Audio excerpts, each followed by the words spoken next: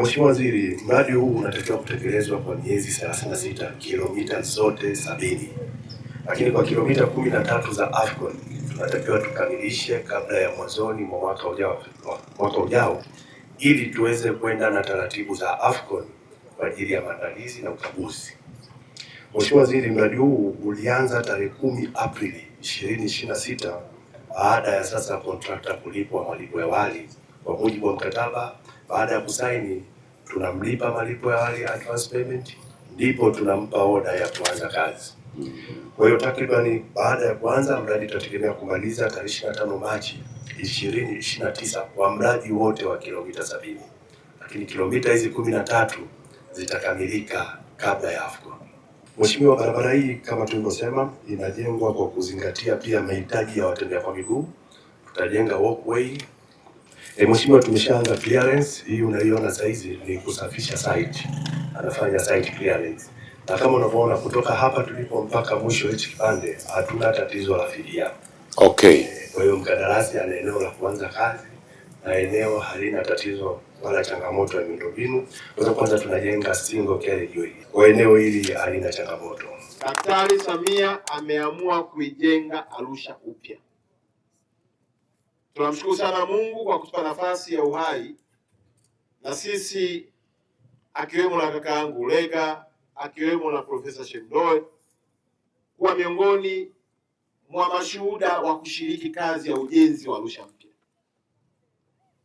Naposema Arusha inajengwa, na maana ya kwamba kila kona utakapopita utakuta kuna ujenzi unaendelea. Ujenzi wa barabara za TANROADS, ujenzi wa barabara za TARURA, hata ujenzi wa halmashauri yetu ya jiji na penyewe tunajenga. Na ndio maana ukienda Sakina, Mheshimiwa Waziri, utakuta kuna barabara tunatandika pia kule lami. Ndoto yetu ni kuhakikisha kwamba Arusha mpya yenye miundombinu mipya inakuja chini ya Jemedari Daktari Samia Suluhu Hassan. Mtatuona sana Mheshimiwa mbunge na timu za wataalamu, kila mara tunakuja kukagua.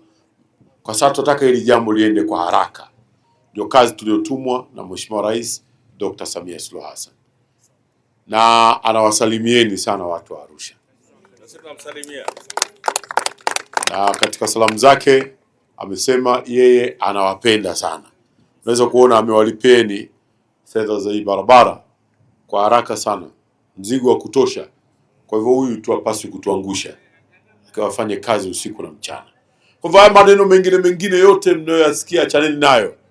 Sisi tunataka amani, tunataka ulinzi, tunataka usalama, tunataka maendeleo. Hiyo vipi? Hiyo si ndio wenyewe bwana? Kwa hivyo mtu mwingine akija na maneno yake tofauti, naomba mzee, hatuna huo muda. Sasa tunataka kazi iende kwa haraka. Si ndivyo hivyo jamani? Na nyinyi si mnataka muone mambo yamekamilika kwa wakati hapa. So, yes, lami osivyo. Yes. So look, you have to put a section right here. Work day and night. Afanye kazi usiku na mchana Na wafanya kazi si mupo? Mupo. Kumbe mupo kabisa. Kuna vijana hapa wanataka kazi. Mkuu wa wilaya si upo bwana? Nipo. Umewasikia.